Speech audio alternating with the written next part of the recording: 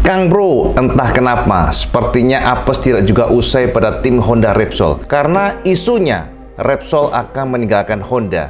Ini adalah sebuah hot isu yang akan kita bedah dalam sebuah video khusus. Dan kita juga akan bongkar seperti apa susunan pembalap MotoGP tahun depan. Jangan kemana-mana aja.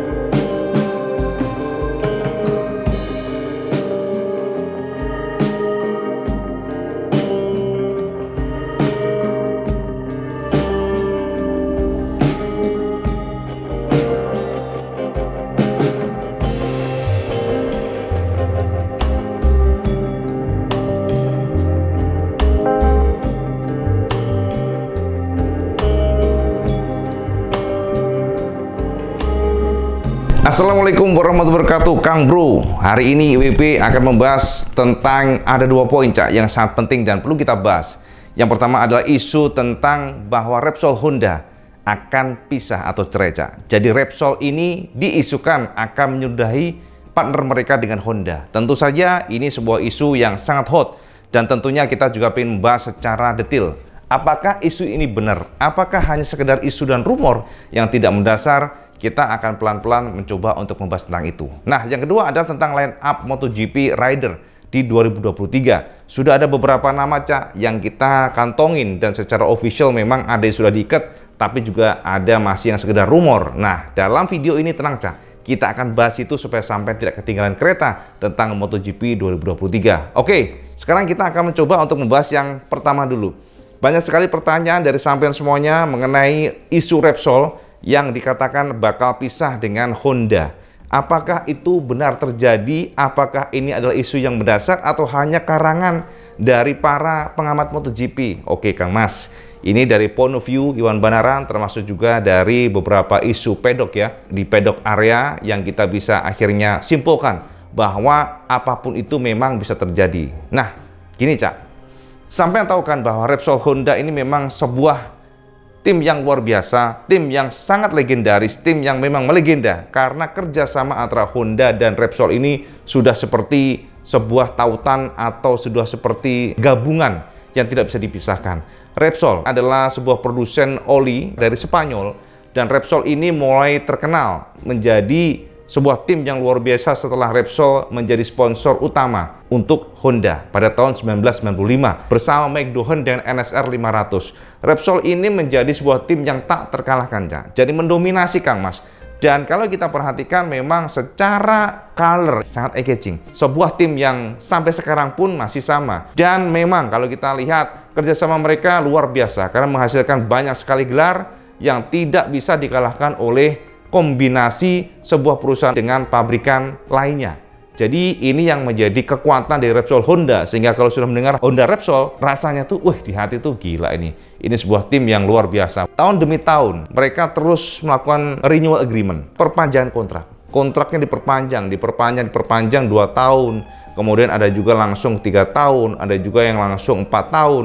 Tapi rata-rata memang mereka memperpanjang 2 tahun. Dan kalau kita perhatikan dari agreement, Repsol ini seharusnya sudah selesai di tahun ini. Jadi terakhir dengan Honda itu di tahun ini. Sebenarnya isu tentang Repsol akan pisah dengan Honda sudah ada 2 tahun sebelumnya. Jadi kalau sampai nanya ke IWB, isu tentang Repsol akan pisah dengan Honda itu sebenarnya sudah muncul di tahun 2020. Tahun di mana mereka harus renew atau memperpanjang kontrak kerjasama tim sponsorship dengan Honda. Mereka sudah selesai tahun kemarin, tapi isu tersebut ditepis dan mereka akhirnya secara gembira memutuskan untuk memperpanjang hingga 2022 ini. Namun, yang menjadi pertanyaan adalah, kenapa isu ini kembali terjadi? Apakah ada kemungkinan isu hanyalah hoax? Ataukah memang benar ini adalah isu yang benar-benar akan ada nantinya? Dan rumornya pula, penggantinya nanti adalah Petronas. Nah, ini sangat menarik, Cak. Nah, kalau dari sisi IWB pribadi, Cak, jujur, Cak, isu ini memang sangat kuat. Isu ini berseliweran di antara pedok area. Isu di antara manajemen ataupun pengamat MotoGP, bahkan media-media luar juga sudah membahas ini. Karena kenapa? Repsol ternyata sudah memiliki strategi marketing yang berbeda. Sponsorship yang mereka keluarkan untuk Honda itu sangat besar. Bahkan rumornya mereka bisa mencapai triliunan untuk mensupport tim Honda. Di tahun 2022 ini sepertinya adalah momentum penting bagi tim Repsol karena isunya Repsol saat ini akan berubah menjadi sebuah perusahaan yang tidak lagi fokus kepada oli atau tidak fokus kepada sesuatu hal yang berbau racing-racing begini. Visi perusahaannya itu sudah akan mengarah kepada energi listrik. Rumornya mereka sudah merasa tidak ada lagi keterkaitan antara balap MotoGP dengan visi mereka di perusahaan nanti. Itu yang sangat kental tersiar kabar ya. Jadi mereka akan berubah menjadi sebuah perusahaan yang fokus pada supplier energi. Mereka percaya bahwa energi itu akan berubah dari saat ini yang fosil, sekarang ini fosil ya, akan berubah ke listrik di masa depan. Sehingga mereka starting point-nya itu di tahun ini 2023 ini akan sudah atau menyudahi hubungannya dengan HRC. Itu rumornya demikian. Sekarang pertanyaannya, bagaimana Petronas? Apakah betul Petronas akan menggantikan? Nah, ini hanya rumor, Cak. Kalau sama nanya ini memang semuanya masih berputar-putar. Belum ada konfirmasi pastinya, karena kan semuanya silently. Tidak ada yang bisa kita konfirmasi mengenai ini. Namun, apapun bisa terjadi. Dan kalau bisa, ini memang luar biasa. Apalagi dengan kondisi saat ini, bisa jadi dari sisi untuk biayanya pun pasti akan berbeda. Lebih murah lah, Kang Mas. Karena kan kita lihat bahwa kondisi Honda bukanlah sang juara dunia, bukanlah konstruktor title, tapi mereka pada kondisi yang sangat terpuruk. Sehingga jika dari kacamata pribadi Petronas masuk ya bisa aja, tapi sekali lagi semuanya hanya isu, Cak. Semuanya hanya isu. Bisa saja nanti mungkin di tahun 2023 nanti ternyata berbeda lagi, di mana untuk HRC masih akan bersama dengan Repsol, bisa jadi. Ini kan semuanya hanya isu, tapi potensi untuk pisahnya pun juga sangat terbuka. Apapun itu kita akan update pokoknya. Sebenarnya pantau saja. Jadi kalau sama nanya ke EWB, Cak, EWB apakah nanti akan pisah dengan Repsol? Apakah confirm atau gimana? Belum, Cak. Itu hanya isu dan terbuka saja karena memang infonya, isunya ada visi yang berbeda di Repsol company-nya, bahwa mereka tidak akan menjadi supplier sebuah perusahaan fosil ya, BBM dan sebagainya yang berkaitan semuanya, tapi mereka akan fokus pada energi kelistrikan. Kira-kira demikian ya. Oke, itu yang pertama. Yang kedua adalah tentang line up. Nah, BB nge-share ke sama semuanya tentang line up pabrikan dari masing-masing tim. Dan saya harus tahu bahwa tahun depan ini sudah ada yang sudah di-cut ya. Kontraknya sudah official, tapi ada juga yang masih isu-isu. Yang pertama, sama pasti bertanya, bagaimana dengan Honda, Cak? Honda tahun depan fix, Cak. Honda itu masih mempertahankan Marc Marquez ya. Jadi Marc Marquez akan masih tetap bersama Honda, dan untuk tandemnya masih dalam tanda kutip, karena ada semacam rumor-rumor yang berkembang. Memang nama Joan Mir itu benar-benar ya kita katakan sih sangat terbuka lah ya.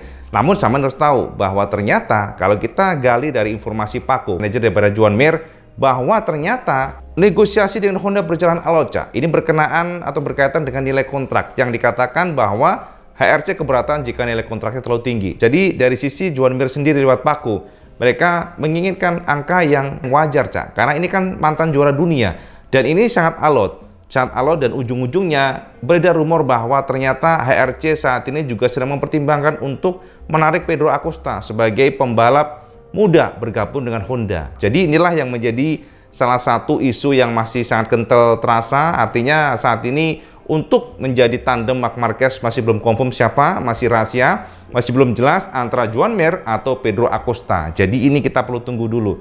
Nah, kemudian yang kedua adalah Monster Energy Yamaha. Pastinya Saman akan menunggu, Cak, IWB tahun depan siapa untuk Yamaha Monster Energy? Masih tetap, Cak. Jadi line up-nya dipastikan karena kan Fabio sudah diikat 2 tahun langsung dari tahun 2023 sampai dengan 2024. Artinya ya mereka akan tetap di sana, Fabio. Nah, tandemnya saat ini tahun depan masih dikonfirmasi Franco Morbidelli. Jadi tidak bergeser untuk itu ya. Jadi Franco dan juga Fabio masih akan bersama tahun depan. Yang ketiga adalah Lenovo Ducati. Lenovo Ducati ini pastinya akan tetap mempertahankan Pecco Bagnaia ya. Jadi Pecco ini kemungkinan besar akan ditemani oleh Bastianini. Jadi ini belum konfirmasi sih, ini isu yang sangat kencang. Karena memang kalau kita lihat walaupun Jorge Martin ini bagus, namun dari pihak Ducati sepertinya mereka lebih prefer ke Bastianini. Sebab kita tahu bahwa Jorge Martin kan banyak cedera ya tahun ini, sehingga mereka akhirnya memilih Bastianini yang sebenarnya secara skill memang bagus walaupun konsistensinya masih problem di tahun ini. Itu untuk Ducati ya, Lenovo. Next, kemudian untuk Aprilia udahlah jangan ditanya, Cak. Aprilia masih sangat setia dengan kombinasi Alex Spargaro dan juga Maverick Viñales, dan mereka happy kombinasi tersebut sehingga mereka mempertahankan di tahun depan. yang juga kalau kita konfirmasi sebenarnya untuk Aprilia sendiri sudah mengikat Alex dan juga Maverick sampai 2 tahun. Jadi dua-duanya itu ya sampai 2024 Cak. Jadi nggak akan digeser-geser. Kemudian untuk KTM Red Bull. Nah, untuk KTM Red Bull bisa kita pastikan Kang Mas ya, sudah confirm bahwa Brad Binder akan tetap bersama KTM Red Bull sampai dengan 2024. Jadi 2 tahun langsung diikat, termasuk Jack Miller yang ternyata dari Ducati ditarik oleh KTM bersama dengan Brad Binder ditandemkan, dan ini diikat langsung 2 tahun Cak. Pasti sama juga pertanyaan nih, Cak EWP kok kenapa Jack Miller? Nah gini Cak, pembalap yang sudah memiliki jam terbang, pembalap yang sudah pernah di tim lain itu sudah semacam menjadi aset bagi tim yang menarik. Itu sangat penting, karena kenapa? Dari informasi pembalap tersebut, Dek, saya tahu kan bahwa Jack Miller adalah pembalap yang pernah bersama Honda dengan RC213V, termasuk juga bersama Ducati dengan GP2122 lah, pokoknya Desmo sedikit engine, dan itu adalah aset karena mereka bisa mencari informasi plusnya ya, apa kelebihannya, sistemnya seperti apa di sana, apa yang bisa digali dari sana, itu akan menjadi input penting bagi tim KTM yang notabene memang KTM saat ini masih proses pengembangan ya, karena KTM dikatakan saat ini problem dengan sasisnya, jadi mereka menemukan memang inkonsistensi gara-gara frame-nya, dan mereka sudah mencoba untuk improve, namun untuk engine-nya mereka tidak bisa ngotak-atik gara-gara nggak boleh diotak-atik ya. Jadi konfirmasinya dengan bahan baru ini mereka problem, sehingga mereka tidak bisa adaptasi sesuai dengan ekspektasinya, dan inilah yang membuat mereka terpuruk. Kita lihat saja seperti apa usaha dari KTM tahun depan. Next kita lihat setelah KTM Red Bull adalah Gresini Ducati. Nah untuk Gresini Ducati dipastikan akan menandemkan ya Fabio Di Giannantonio yang diikat sampai dengan 2023 ya, hanya setahun aja, termasuk juga Alex Marquez. Jadi Alex dan juga Fabio ini akan bersama dalam satu payung Gresini Ducati, dan ini sangat menarik. Alex Marquez sendiri mengatakan bahwa bahkan dari Marc Marquez yang menyarankan dia supaya gabung bersama Ducati. Jadi artinya apa? Mungkin dari kacamata Marquez, Ducati saat ini dipandang lebih baik buat saudaranya. Jadi ya kita lihat saja seperti apa nanti sepak terjang dari Alex setelah menggunakan engine yang baru dengan Ducati, bukan lagi RC213V tahun depan. Nah, kemudian next adalah with you RNF Racing, ternyata Miguel Oliveira, tapi ini juga masih belum diikat secara official, tapi sangat besar kemungkinan gabung dengan RNF Racing, termasuk juga Raul Fernandez yang kemungkinan besar akan bersama dengan Miguel Oliveira. Next adalah Test3 KTM yang akan diduga menarik Pol Espargaro kembali ya. Jadi ini sebuah informasi yang sangat menarik karena KTM merasa bahwa Pol Espargaro ini adalah pembalap bagus, pembalap yang luar biasa, karena berkat Pol juga maka KTM bisa maju. Kemarin kan bagus banget ya pada saat Pol gabung, dan menurut informasi KTM ada pekerjaan yang belum tuntas dari Pol Espargaro di KTM. Jadi kemungkinan besar Pol akan kembali bersama KTM bersama Remy Gardner. Nah kemudian untuk LCR Honda dipastikan akan, bukan dipastikan sih, dirumorkan akan menarik Alex Rins bersama mereka, termasuk juga Ai Ogura. Ini sangat menarik. Sekali lagi ini semuanya hanya sekedar isu yang berpotensi benar, tapi samain pantengin aja. Ini tinggal coret-coretan di atas kertas ya, maksudnya tinggal tanda tangan sih sebenarnya. Dan peramak Ducati juga Johan Zarco namanya mencuat, termasuk juga Jorge Martin nanti akan bersama Johan Zarco, diduga akan demikian. Kemudian terakhir adalah VR46 Ducati yang tetap mempertahankan Luca Marini, kemudian Marco Bezzecchi. Jadi ini adalah update line up MotoGP next year yang sampean bisa pantau saja. Dan yang menarik adalah pokoknya tahun depan ini akan berbeda, sebab informasi yang Michelin akan memperkenalkan sistem ban baru. Artinya akan ada pembatasan lagi alokasi ban, sehingga komponnya tidak akan sebanyak tahun ini untuk pemilihannya. Dan kita akan bahas di video terpisah lah untuk itu ya. Jadi pastinya kan setiap tim akan adaptasi lagi. Oke Cak, jadi itu aja informasi IWP untuk MotoGP kali ini tentang Petronas Repsol ya di Honda. Isunya termasuk juga line up MotoGP tahun depan yang diduga akan seperti yang sudah Ibu sebutkan tadi. Itu aja informasi benar-benaran. Seperti biasa, kalau teman suka video ini, like, share, dan subscribe. Ojo lali sama sholat 5 waktu. Karena ini paling penting. Assalamualaikum warahmatullahi wabarakatuh. Salam sekandos.